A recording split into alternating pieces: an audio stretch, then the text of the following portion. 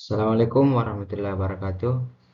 Pertama-tama dan yang paling utama, marilah kita memanjatkan puja dan puji syukur kita atas kehadirat Allah Subhanahu wa taala. Karena berkat limpahan dan rahmatnya lah saya bisa mempresentasikan hasil kerja tugas saya. Tak lupa pula kita kirimkan salawat menyertai salam kepada bimbingan Nabi besar kita, Nabi Muhammad SAW. Karena berkat beliaulah yang telah mengantarkan umatnya dari zaman jahiliyah menuju zaman Islamiyah, dari zaman kegelapan menuju zaman yang terang benderang, seperti apa yang kita rasakan pada kesempatan kali ini. Baik, pada mata kuliah filsafat penjas kali ini, sebelumnya perkenalkan, nama saya Muhammad Rifki Aditya dengan NIM 2203015012007. Saya dari kelas PJKRK angkatan 22. Baik, pada kesempatan yang berbahagia kali ini saya akan menjelaskan tentang peran dan kedudukan olahraga dalam pengembangan nilai sosial. Nilai-nilai sosial dalam olahraga. Yang pertama yaitu apa dan mengapa sosiologi olahraga.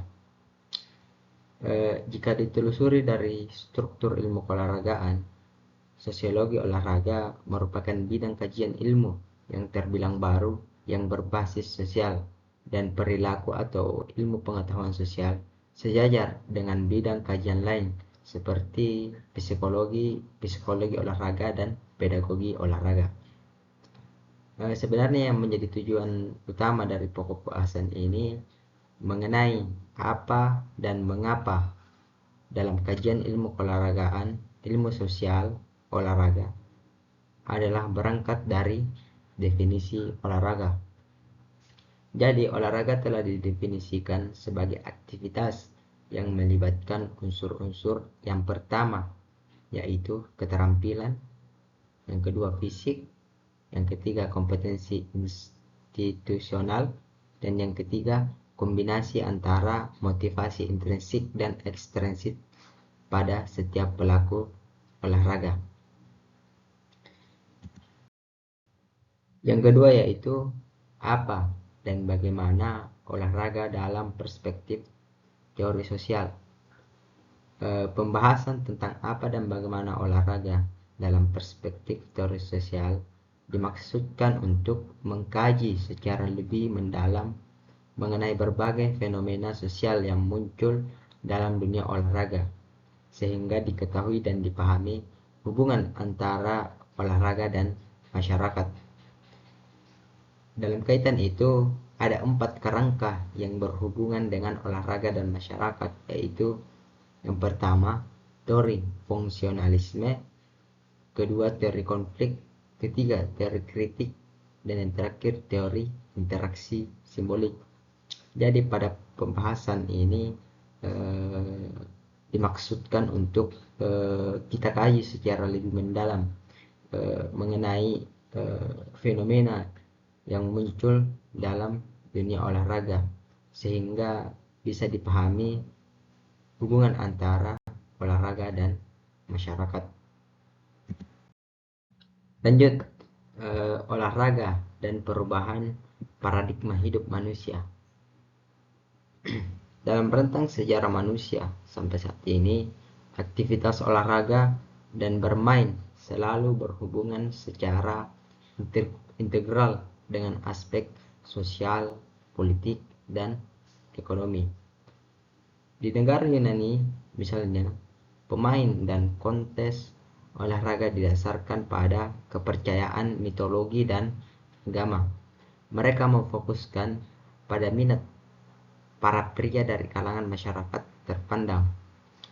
Jadi pada uraian singkat tersebut menegaskan bahwa aktivitas olahraga telah memberi pengaruh pada kehidupan manusia, baik itu dari kehidupan agama, mengisi waktu luang atau rekreasi, dan patriotisme dan prestasi.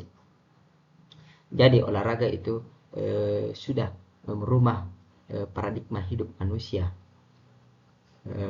Dan juga olahraga itu selalu berhubungan baik itu pada aspek sosial, politik, dan ekonomi. Lanjut, desain program olahraga untuk anak. Menurut beberapa literatur, keikutsertaan anak-anak dalam program olahraga menjadi model dalam membentuk karakter anak ke arah yang lebih baik. Namun, konsekuensi lain dari keikutsertaan tersebut seringkali muncul sikap-sikap yang positif dan juga negatif pada anak. Hal ini disebabkan setiap lingkungan yang digunakan oleh anak untuk berolahraga berbeda, sehingga pengalaman yang dapati pun berbeda pula. Dengan program yang disusun, yang penting adalah bahwa mengorganisasi program olahraga bagi anak-anak membuka hasrat untuk mau bertanya. Jadi anak-anak itu dibuka hasratnya untuk bertanya agar public speakingnya bagus. Dengan demikian saat mereka dewasa dapat melanjutkan minatnya menjadi atlet yang unggul. Jadi anak-anak itu disuruh bertanya. Dengan demikian saat dewasa mereka terbiasa berbicara sehingga menjadi atlet yang unggul. Lanjut, agresi dalam masyarakat, kontroversi peran olahraga. Sampai saat ini masih ada kontroversi peran olahraga dalam kehidupan masyarakat. Sebagian ada berpendapat bahwa olahraga merupakan obat berpengaruh positif terhadap kehidupan masyarakat. Sementara pendapat lain yakin bahwa olahraga menjadi penyebab atau pemicu munculnya perilaku agresi atau menyimpang. Untuk alasan itu, hubungan antara olahraga dan agresi merupakan salah satu isu hangat yang berkembang terus dalam masyarakat sampai saat ini. Jadi di olahraga juga terdapat pendapat yang negatif. Mereka berpendapat bahwasanya olahraga itu menjadi penyebab atau pemicu munculnya perilaku-perilaku yang agresi atau menyimpang. Namun sampai saat ini itu hanya merupakan isu hangat yang berkembang terus dalam masyarakat. Lanjut, hubungan olahraga dan politik. Olahraga merupakan bagian integral dari dunia sosial. Sebagai bagian dari dunia tersebut, olahraga dipengaruhi oleh sosial, politik, dan ekonomi. Untuk itu, politik menjadi bagian dari olahraga hanya karena politik merupakan bagian dari kehidupan umat manusia. Hal tersebut tidak dapat dihindarkan. Jadi, hubungan olahraga dan politik itu sudah tidak bisa dipisahkan karena mereka merupakan bagian integral dari dunia sosial. Karena olahraga itu dipengaruhi oleh 3 aspek. Yang pertama sosial, politik, dan juga ekonomi. Untuk itu politik sudah menjadi bagian dari olahraga hanya karena politik merupakan bagian dari kehidupan umat manusia. Dan hal tersebut sudah tidak dapat dihindarkan lagi. Lanjut, kedudukan olahraga di pondok pesantren. Nah, sejauh ini penelitian yang mengkaji tentang hubungan antara olahraga dengan kehidupan dunia pesantren masih sangat terbatas. Karena itu sulit untuk menyimpulkan mengenai beberapa besar animo masyarakat pesantren terhadap kegiatan program olahraga di pesantren.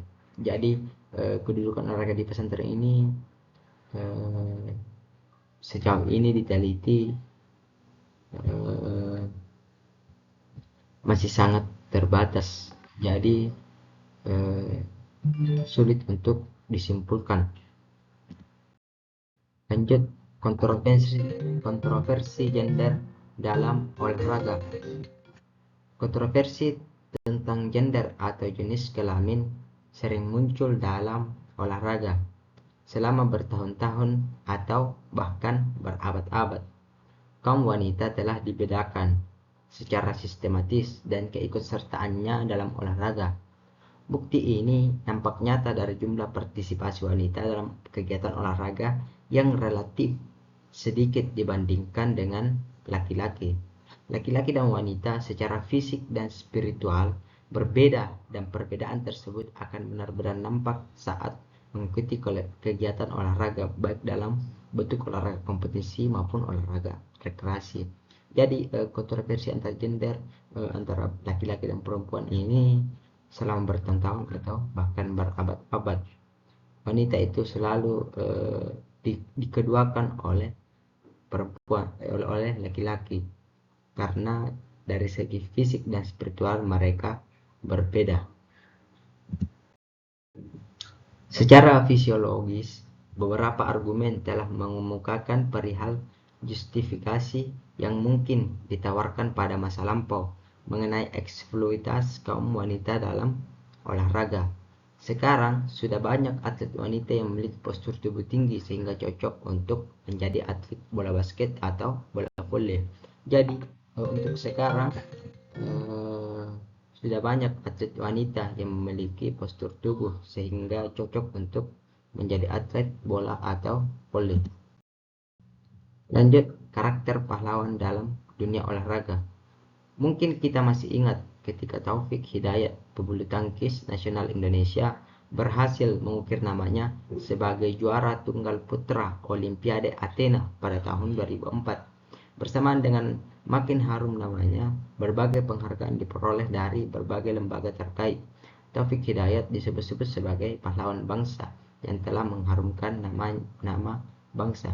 Jadi karakter pahlawan dalam dunia olahraga itu bisa kita ambil dari atlet bulu tangkis, yaitu Taufik Hidayat yang telah memenangkan tunggal putra Olimpiade pada tahun 2004. Nah, itu bisa juga disebut sebagai pahlawan dalam dunia olahraga yang telah mengharumkan nama bangsa sampai kancah internasional. Baik, mungkin itu yang bisa saya sampaikan pada kesempatan kali ini. Lebih dan kurangnya mohon dimaafkan. Akhirul kalam, wabillahi taufiq wal hidayah. Wassalamualaikum warahmatullahi wabarakatuh.